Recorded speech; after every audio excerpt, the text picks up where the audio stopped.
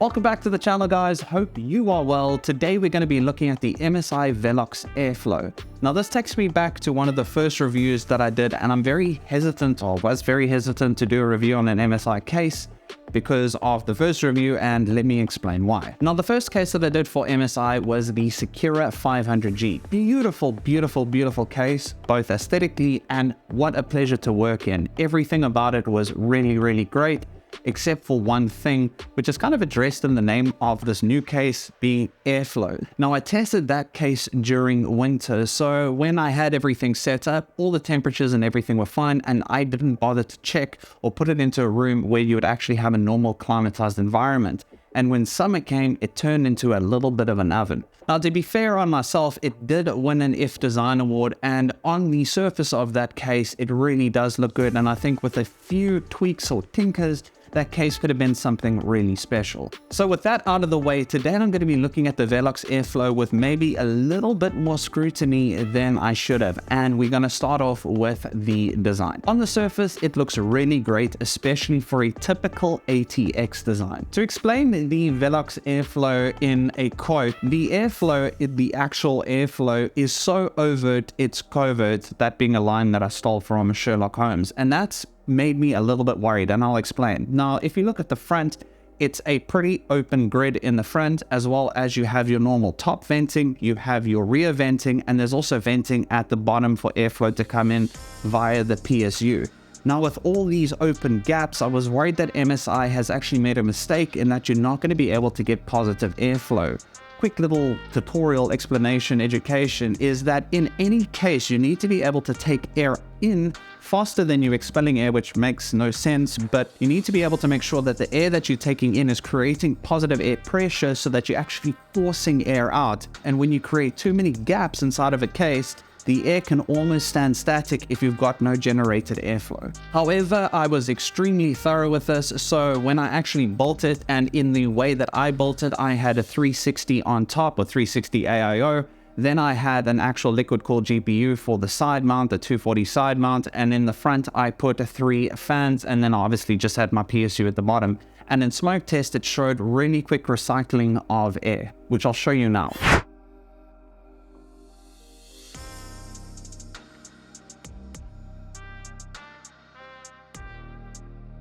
The sides and the top can take 360mm rads, and the side can take a 240mm rad. Well, I actually put a 240mm rad in for my GPU. Now note that the 240mm on the GPU AIO cooler was almost an uncomfortable but just squeezing fit, because it does lack a little bit of clearance on that. And this means that if you do have a 240 where the AIO is, you're not going to be able to have a rad in the frontal. Now the top radiator is a little bit more forgiving. However, like most cases, you are going to make sure that you have to have all of your top pins connected before you install that rad. Now note for fan inclusion, the top can take 2x140 mils or 3x120 mils, but the side can actually take 3x120 or 3x140 mil fans. The case does come with a vertical mount included in the box. You're obviously going to have to get the cable, but really cool addition in my opinion from MSI there. One really nice addition that I saw was the back has a ARGB hub, which means that you're not going to have to daisy chain all the way through. So if you've ever bought an MSI cooler, you kind of have to daisy chain, and then put it into one frontal on the actual motherboard, not frontal, motherboard header. But with this, you can actually connect 6 of the pin headers, the 3 pin headers, into that hub, and then the hub will centralize and go through to the actual motherboard. Also in this, it takes an actual pin connector from the hub into the actual buttons on the top of the case so that you can change the effects without having to go into any form of software. The panels are really easily removed, and there are dust filters on every single intake from the bottom to the side, as well as there's actually a magnetic one on the top, and there is no dust filter on the rear, but no one really expects that because it's actually just expelling air from that side. There are 2 design flaws for me. Firstly, and MSI doesn't advertise this and they never suggested this, but I did it. And if you do put a 240mm rad in the side mount, as mentioned before, you actually have to take the frontal fans and you have to mount them ahead of the grate, and that means that you're not going to be able to get the dust filter on, which kind of renders the dust filter kind of useless there. So for a slight improvement, and maybe not a design flaw because they didn't design for a AIO to go there, but if that created a little bit more clearance, you could actually put a rad there quite comfortably with maybe about a centimeter or half a centimeter on either side, but then also pushing the frontal a little bit forward, you'd be able to have that there as well as have the fans inside so that you can still use the dust filter. Now, even if you don't, if you just put fans on the 240 spaces or the 120 spaces on the side, and then you put a rad as well as the fans, you're going to be very hard pressed to squeeze that in there and still get the dust filter on. So again, I still think that irrespective if you're using the 240 for a radiator, MSI should have just given a little bit more clearance, because then it would have been amenable to a lot more things. Further to that, another fix could have been that the filter could have actually been added to the frontal removable plate, or actually mounted there with magnetics, rather than having to be forced to be right up against the grate on the case. The second design flaw, and a little bit more of an irritating one, is that the glass door did not close properly. Now, this is not due to the glass door not being able to close properly, but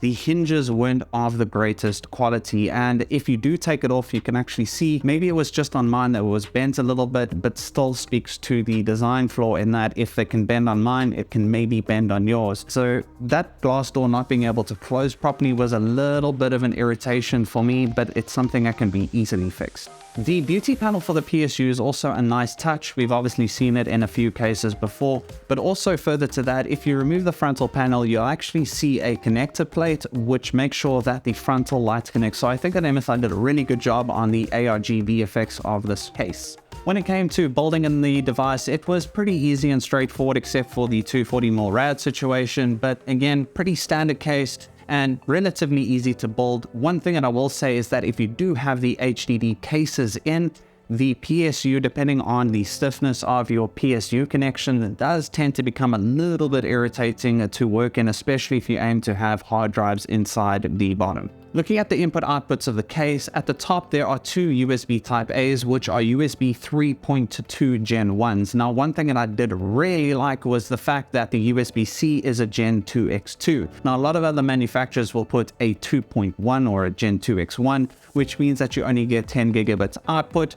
And this being a 2X2 is 20 gigabits output, which is pretty much the strongest on USB-C or Gen 3 that you can get. So really nice for them to include that. So if you are using a portable SSD, you're going to be able to get the maximum throughput of that interface. Then there's obviously your power on off button, your reset button, and the other cool addition, which I explained with the ARGB hub, is the one-touch pin connector or one-touch button that you are able to change the ARGB effects inside the case. So to conclude, I really think that this is a beautiful case. It's easy to work on, and there are a few improvements that are needed. The glass door definitely being one. A little bit more clearance would be a nice second. But it's a little bit sad for me in that MSI played it quite safe on this. Now, let me explain. And I know that I'm crossing over different segmentations of MSI, being MPG, MAG, MEG, this being an MPG, and then the Sakura being an MEG. But MEG has always been their high-end, MPG has been their kind of main gaming mainstream, and then MAG being their entry level. But with that Sakura 500G, there was so much innovation in that case. You were able to build your AIO outside of the case and then easily slide it in. The sides were these types of mesh, which allowed for very little noise to come from the machine. Yes, it did affect airflow, but they were very innovative in that case. But I think that MSI got a little bit scared in creating this case and said, no,